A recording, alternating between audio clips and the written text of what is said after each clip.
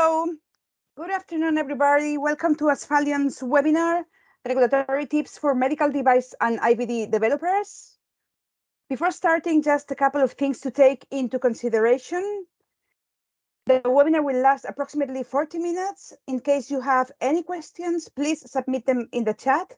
There will be some time for Q&As at the end of the webinar.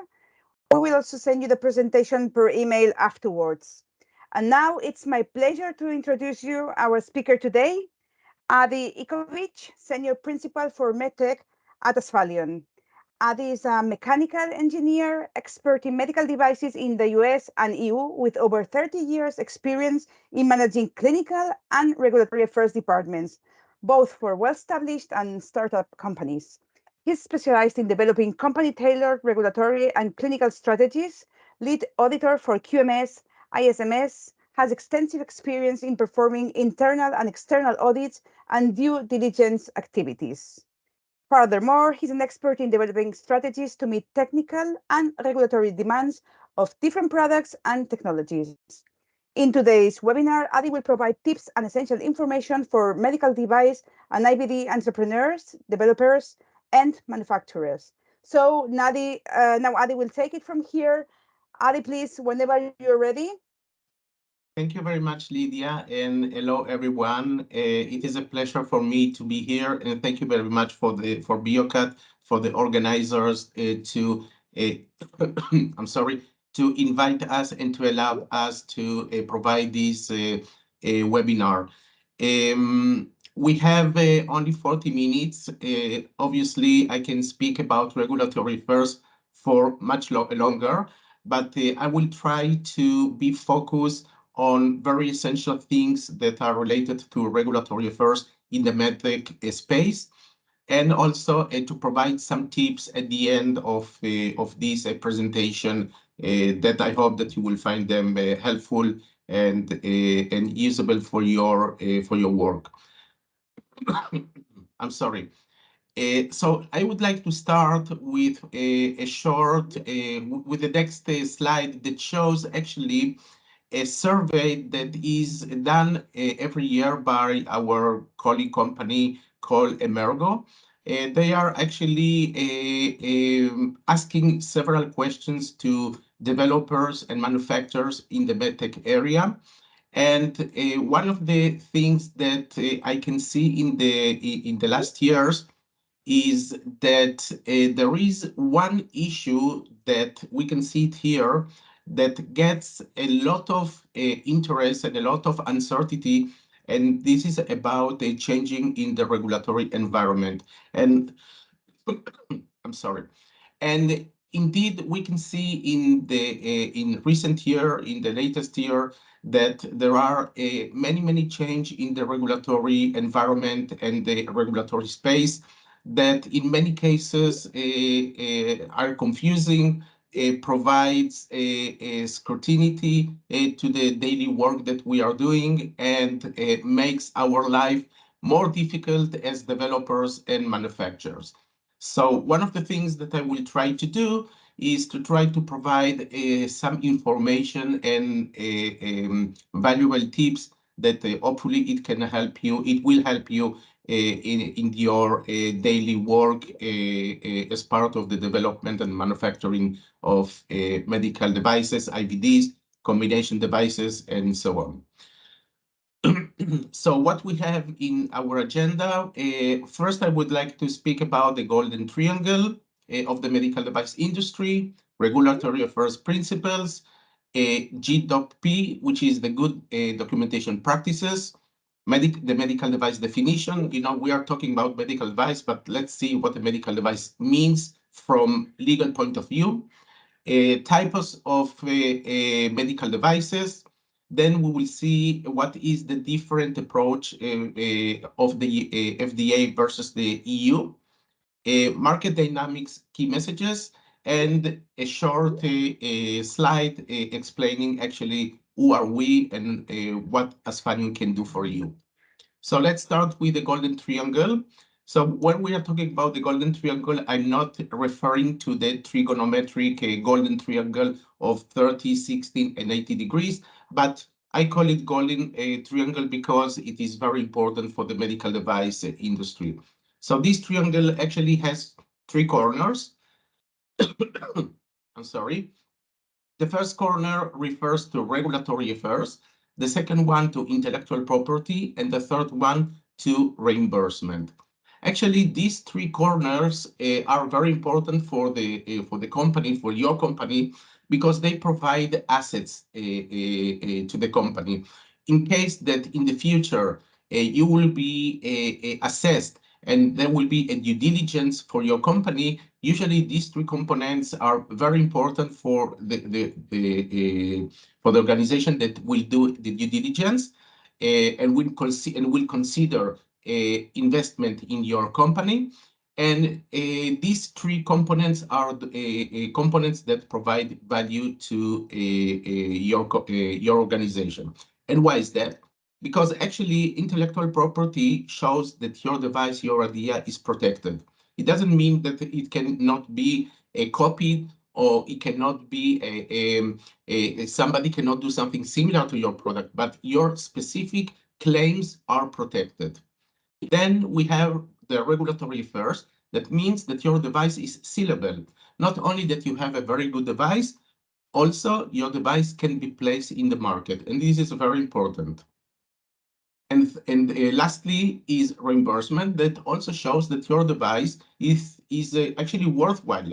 That means that if there are two similar products, that one has a reimbursement code, a CPT code, and another product does not have this code, most probably that the medical physician or the doctor or the organization that is entitled to purchase your device will prefer to have a device that has a reimbursement code and the treatment and the use of the device can be reimbursed.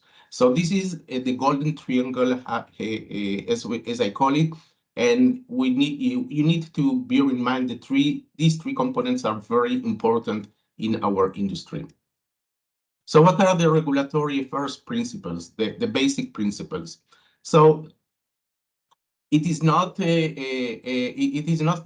for you, I believe, that the medical device sector is one of the most highly regulated industries that we have actually. Together with the space industry, together with the vehicle industry and the pharma industry, the medical device sector or the MedTech sector is highly regulated. Not only that, the regulations are also enforced by law. This is not an option, this is a must. You need to comply with these regulations to be able to place your device in the market.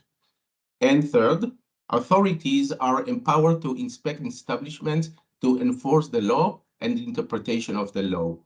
Okay, so it is enforced by law, but also it is checked, it is verified by the authorities that indeed you fulfill the requirements of the law. Now, when we are talking about regulations, well, unfortunately, there is no one regulation, one universal regulation for all, meaning that in every geography that you want to place your device, your product, there is a set of requirements that you need to fulfill and you need to be aware.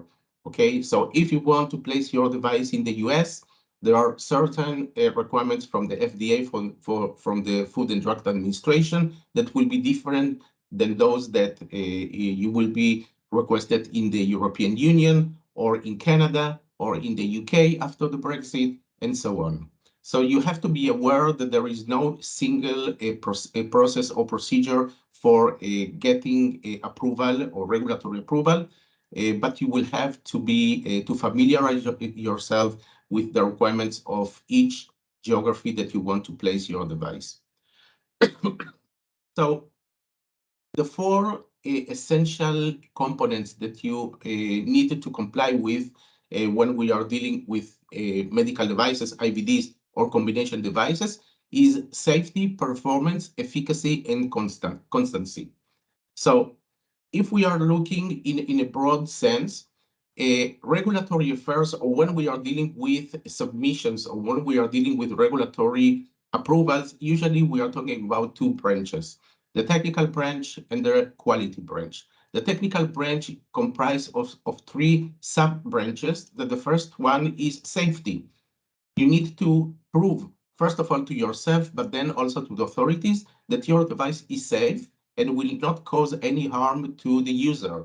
And in this case, the user can be the physician, the medical staff, the patient itself, the technician that come to repair or maintain the system, the marketing people, the surrounding. So you have to be aware and you have to assure that your device will not cause any harm and will not pose any risk to the environment. Then the second component or the second parameter is performance. You need to show first to yourself and then to the authorities that what you say that your device is going to do exactly is what it's doing. That means that you need to show that your device perform according to the spec that you defined by yourself. And third, the third component is efficacy. You need to show actually that your device has an added value comparing to the devices that are already in the market, or they are as good as other products that are already in the market. Usually, regulatory authorities are not very much enthusiastic to approve devices that does not have any added value. So this is something that, of course, you need to take in consideration. There are certain regulatory authorities like the FDA that efficacy is a main component in the regulatory strategy and the regulatory philosophy.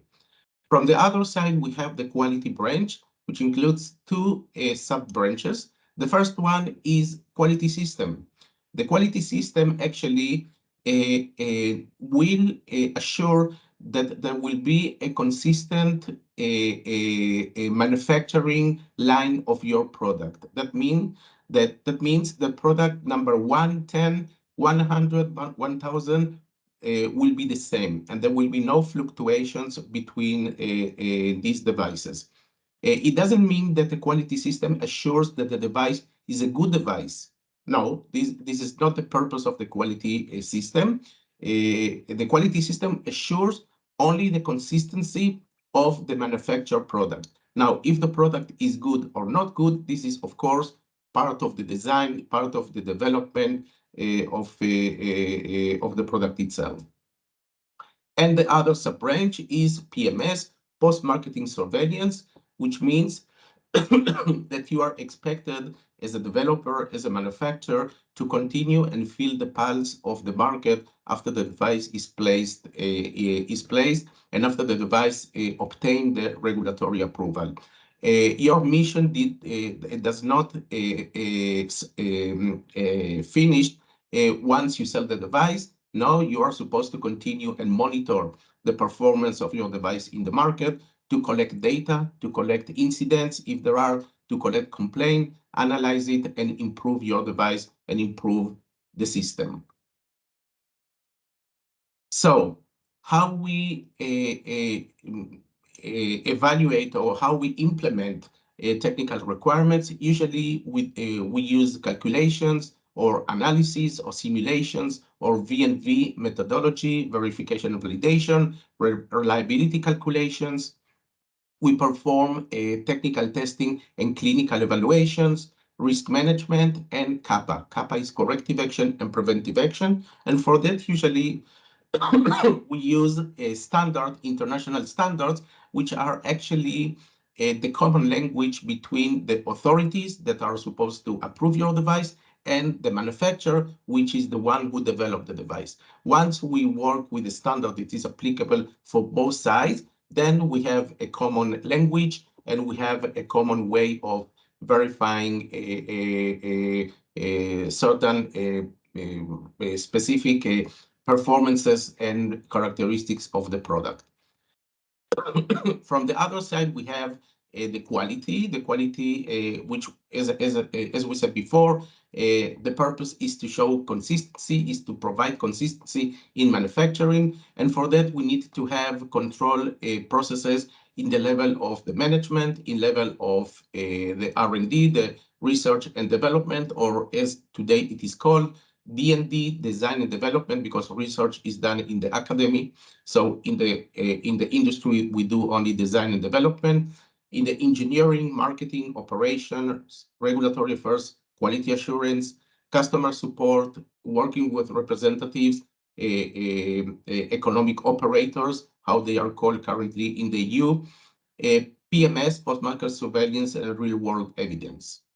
So this we usually obtain it by control processes. Control processes, that means that if you do the same process every time, you are supposed to get the same results every time that you implement the same process. So now talking about a GP. GP is good practices. Usually in our industry, in the MedTech industry, we need to implement good practices all over the life cycle of the product and the life cycle of the organization, starting with the concept as the first phase, following with the planning of the product, the design, its validation, its launching, and then continue and feeling the pulse as part of the post-marketing surveillance. So again, we implement different types of good practices, and this is what we are going to see now. Actually, if you look at this part, so we see that during the work or during the development and the manufacturing of our devices, we implement good design practices, good engineering practices, GMP, good manufacturing practices that most of us know what is the term GMP, GCP, good clinical practices, GLP, good laboratory practices, and GSP, good servicing practices. What is in common for all these good practices is that all of them should be documented. And documentation should be done according to good documentation practices or good record keeping practices, GRK. This is something that is common for all types of good practices. And to be more specific, good documentation practices is a set of best practices for documentation and record keeping. It aims to preserve the data integrity of important documents and records, and can also serve as guidance for how to record information and store data appropriately. Okay, so in purpose, I just highlight preserve the data and in importance, and we will see shortly why. So we said before that our industry is very highly regulated, and also for good documentation practice, we have specific regulations and we have specific demands and requirements. And we can see it in the ISO 30485, which is the standard that that is usually used in our industry for quality management systems. Chapter 4.2 includes information about good documentation practices and how to handle documentation and records. The same we can find in the US FDA 21 Code of Federal Regulation Part 820.40 and the FDA 21 CFR Part 11, which is the electronic records and electronic signatures. So these two CFRs, these two Code of Federal Regulations explains what are the expectations of the FDA concerning good documentation practice and how to handle documents. Same, we can find it now in the current regulations, in the MDR, in the medical device regulation, and in the in vitro device regulation, the MDR, IVDR. We can find requirements for good documentation practices in Annex 9. And for those that are dealing also with software, we have the ISO 27001, which is a standard that deals with ISMS, Information Security Management Systems. Chapter 4.3 refers and deals with good documentation practices.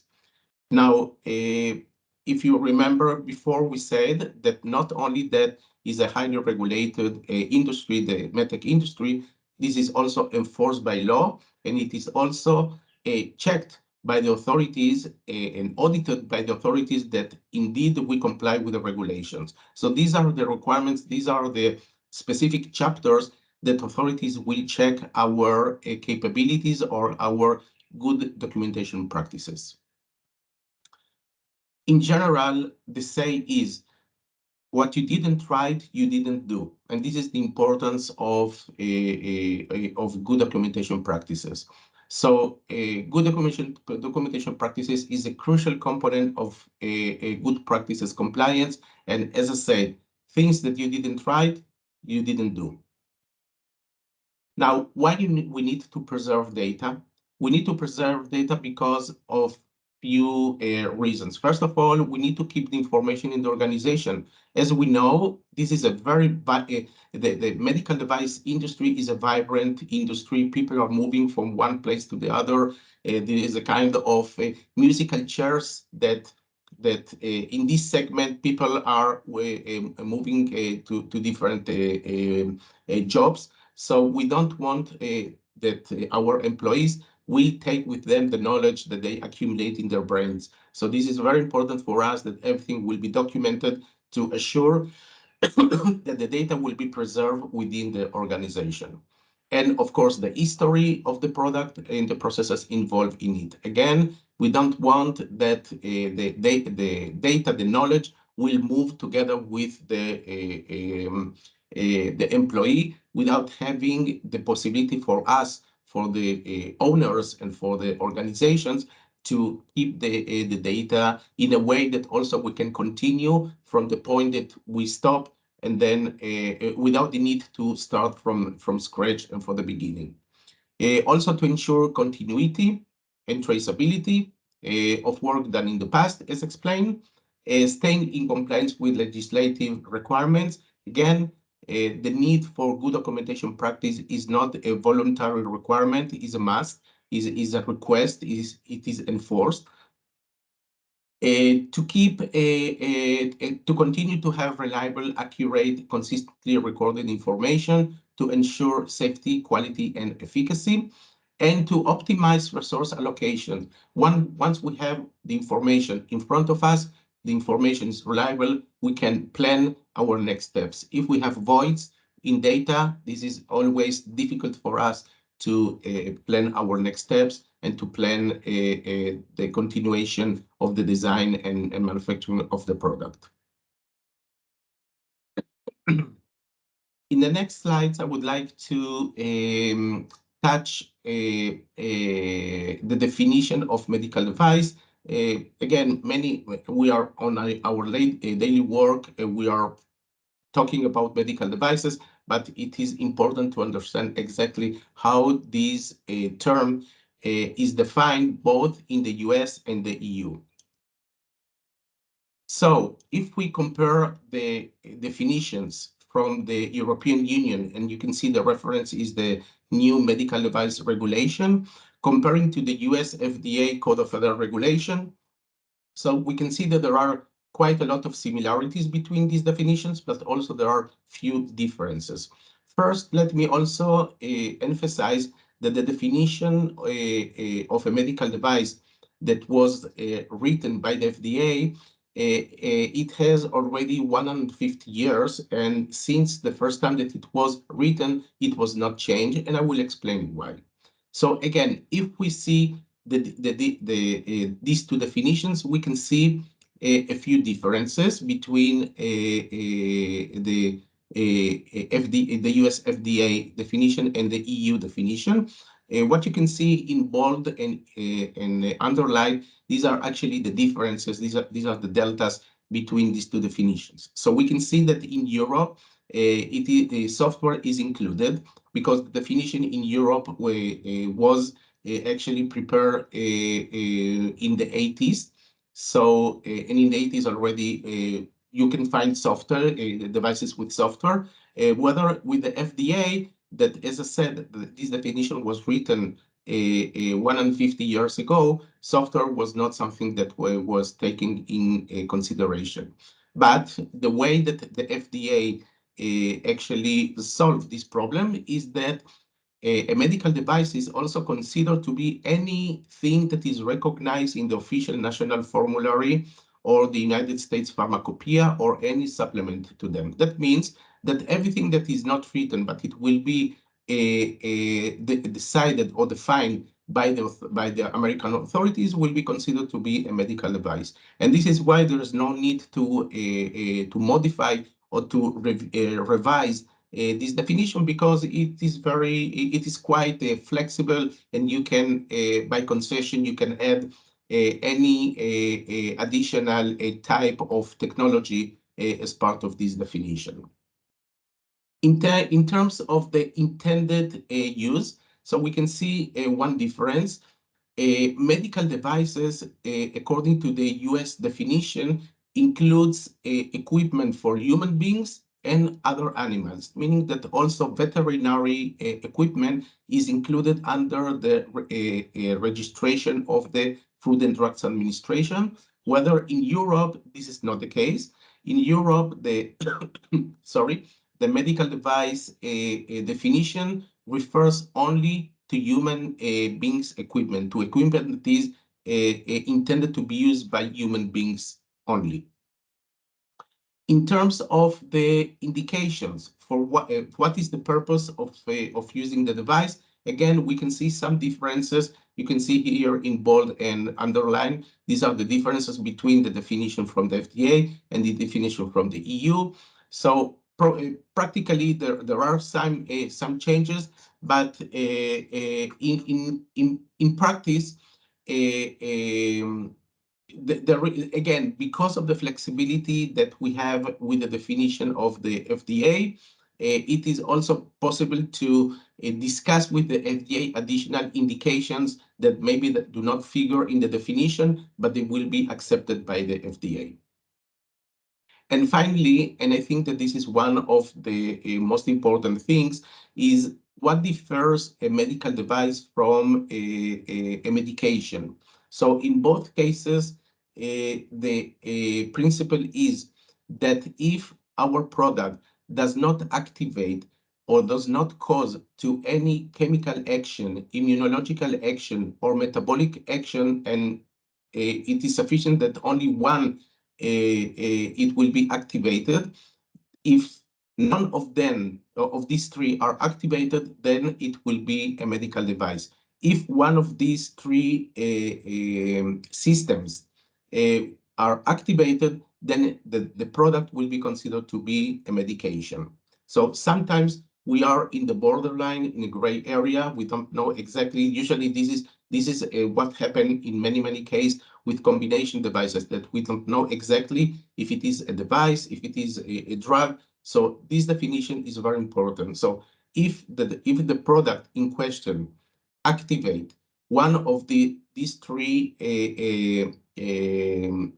systems, one of these three characteristics, from a chemical action, immunological action, or metabolic action, then it will be a medicinal product and not a medical device. There are actually 5 types of medical devices. The first one are the in vitro diagnostic devices, including the companion diagnostic CDs. Then we have devices that are actively need a source of energy. Usually in the past, we call them active devices. These devices need, again, a source of energy. It can be any type of energy. It can be chemical energy. It can be heat. It can be electric energy. But other than gravitation, gravitation is not considered to be a source of energy that converts a product to be an active devices. Then we have everything that is not active, then it will be non-active devices. Then we have a group of implanted devices that remains in the body for a certain period of time. And of course, the time will also dictate the way that how we should handle the product. Then we have, I will skip this one. Then we have custom-made devices. Custom-made devices are devices that are specifically for the usage of a specific person. And the last one, we have combination products. We have drug device combinations, and we have device drug combinations. And I'm sorry. And the definition if a product is a drug-device combination or a device-drug combination depends on the PMOA. And I will explain shortly what the PMOA means. So again, combination products, these are products that may combine drugs, devices, and biological products all together. Now, in terms of PMOA are the initials for primary mode of action. Primary mode of action means the single mode of action of a combination product that provide the most important therapeutic action of the combination product. So for this, we need to ask ourselves which part, if we have, for example, a product that includes a device and a drug, we need to ask who among these two components has the primary mode of action and who has the ancillary mode of action. And for this, we need to define the intended use or the general purpose of the medical device. We need to define what is the indication for use, which is the specific disease or condition, including the target patient population, which is more narrow than the intended use. And also we need to consider the labeling, which are the official claims made by the manufacturer. So these three components are those that can help us to define and to decide if the combination device is a drug device combination. That means that the drug has the primary mode of action, or it is a device drug combination where the device in this case has a primary mode of action. And of course, the process for the registration and for the getting approval, regulatory approval for these two types of products are totally different. The authorities that handle drugs and handle medical devices are different authorities, are separate authorities. And in this case, you need to familiarize yourself with both the requirements of medications or drugs and the requirements for medical devices. Taking a look to the US FDA and the EU CE mark, so I think that the most or the immediate thing that we can see is that the system in the US is centralized comparing to the system in the EU, which is decentralized. And what does it mean? In the US, we have one FDA for all the states in the country. In Europe, we have 27 member states, and in each member state, we have a competent authority. And for each member state, we can have more than one notified body. And that means that in many cases, there could be also different interpretations between different competent authorities and different notified bodies.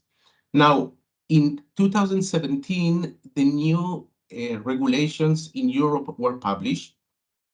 And one of the purposes of these new regulations is to try to centralize and try to normalize the attitude or the way that the law or the regulations will be seen by the authorities, by the competent authorities, and by notified bodies in a way that they will be harmonized to all these authorities, and in this way to try to build a centralized system, okay, and try to avoid and try to minimize as much as possible the differences that are that derive from translation of the legislation.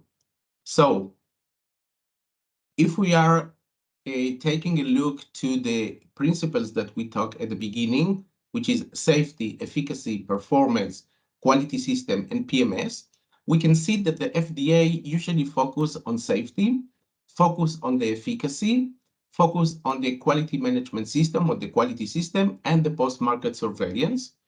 If we are taking a look to the European approach, so we see that in Europe, the authorities will focus on safety. As you can see, on safety, nobody compromise. They will focus on performance rather than efficacy. Quality system and PMS, there is a consensus between these two regulatory authorities. So what we can see is that there is a difference between the terminology of efficacy and performance. I will not get into it too much, but the basic idea behind that, or I would say the basic philosophy behind it, is that the US FDA philosophy is that we, the FDA, we are getting paid by the taxes of the American citizens. We have the mandate to decide which device will be put on the shelf in the pharmacy, or which device will be accessible for the American people. The the approach, the European Union approach is a bit different. The European Union approach says that you need to show me that you do what you meant to do, or what you say and what you claim that you are doing. Now, if finally the device will stay in the shelf, will stay in the market, this is not something that the authorities will decide. This is something that the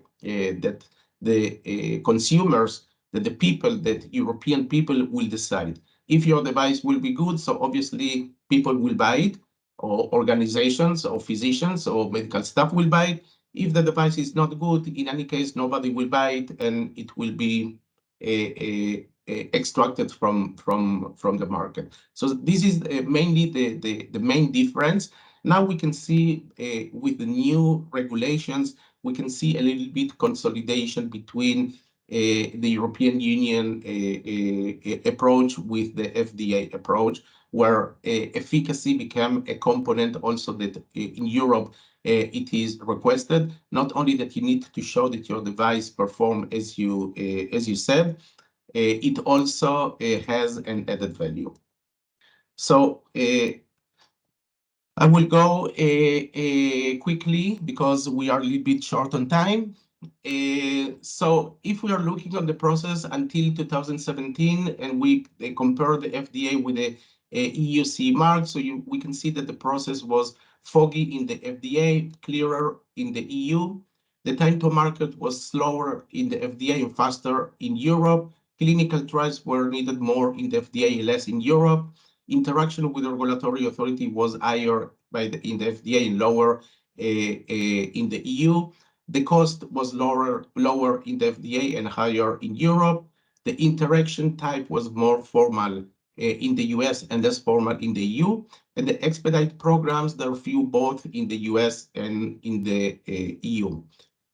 Then when the new regulations came out, we see that there is a change in the regulatory environment. Now we can see that the process in the US is much clearer comparing to the process in the EU. The time to market is faster comparing to the time to market in Europe, which is slower. Clinical trials are needed more also in Europe. Interaction with the regulatory authorities are higher in Europe also. The cost increased dramatically in Europe. The interaction type is more formal in Europe. And expedite programs, there are more programs in the US than in Europe. So the key messages that I would like to share with you is, first of all, that cost to operate will increase. Early access to technology innovation likely to be impacted due to expected prolonged market authorization timelines.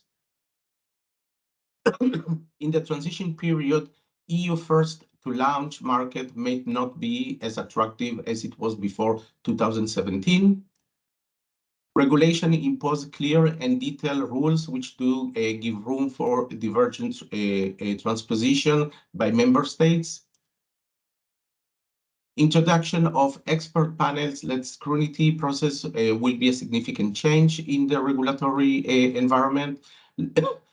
Long queuing, I'm sorry, long queuing times at authorization bodies, and this is something that we can see already in Europe, that takes quite a lot of time to be able to access notified bodies. Regulatory-led broad business impact.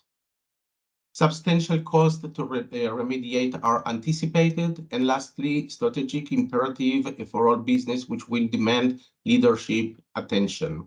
So To summarize, strong market forces that are making regulatory and clinical affairs ever more complex, become more and more complex, constantly increasing of regulatory and clinical requirements for MedTech manufacturers, including OEM, original equipment manufacturers, and PLM private label manufacturers.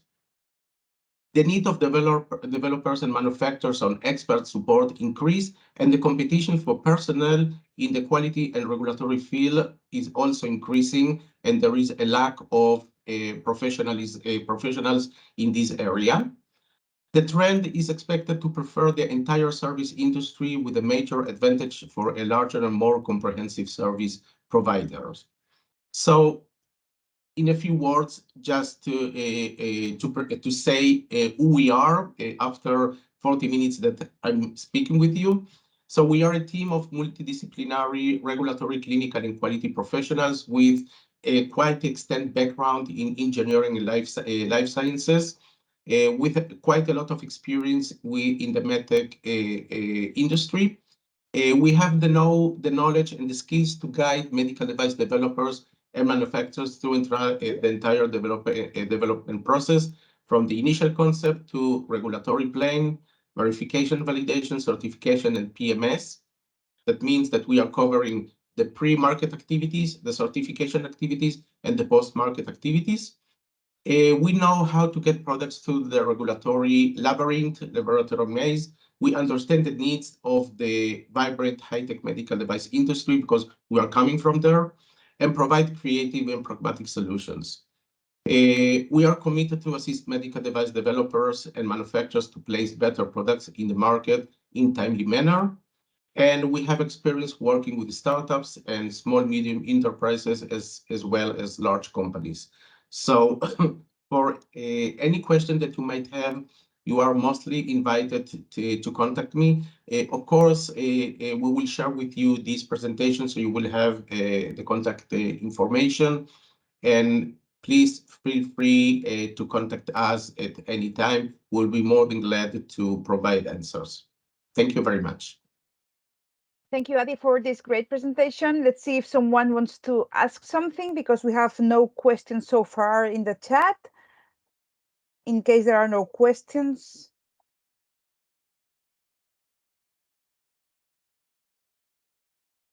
Well, it's a wrap because there don't seem to be any question. Oh, yeah, there's one question now, Adi. Christina says, can EU accept the design history file of USA directly?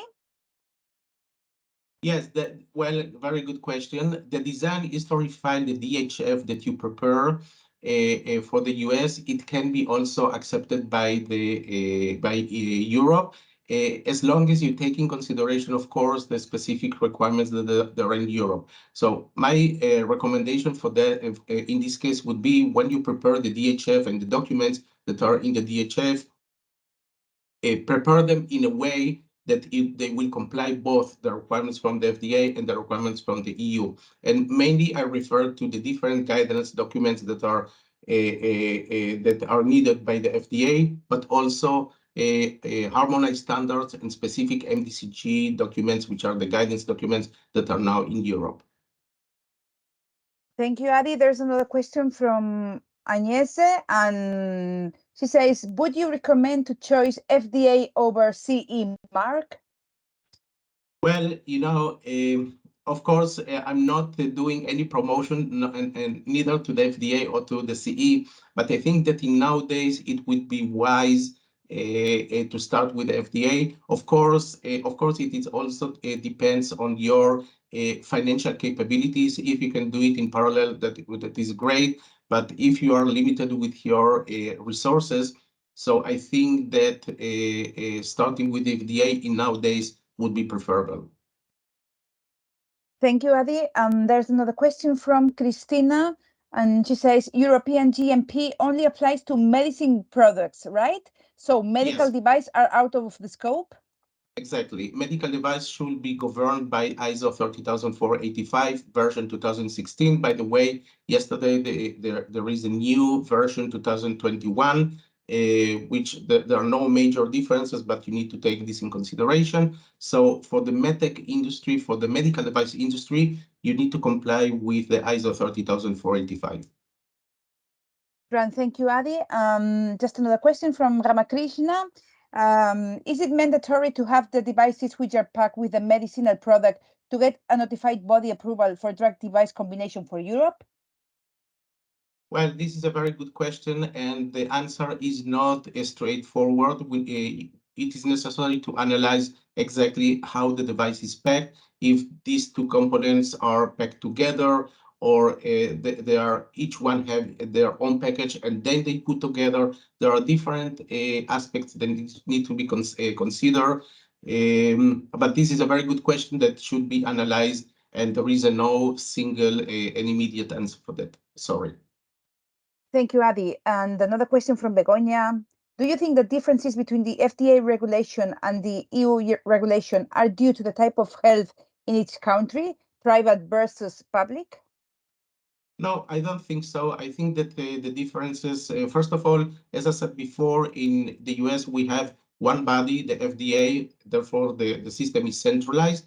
And in Europe, we have a decentralized system because in each member state, in each one of the 27 member states, we have a competent authority, we have notified bodies. So the diversity between in the interpretation and understanding of the regulations may be different.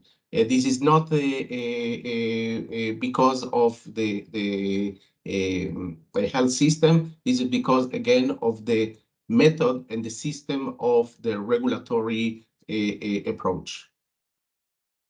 Thank you, Adi. So it seems we have no more questions for the time being. Remember that if you have further questions, you can send them to info at, thanks a lot. Thanks to you. You can send your questions to info@asphalion.com and we will send the presentation shortly. Thank you everyone who attended, and we hope you enjoyed the webinar. Thank you, Adi, for your great presentation, and have a nice afternoon, everyone. Thank you very much. Thank you.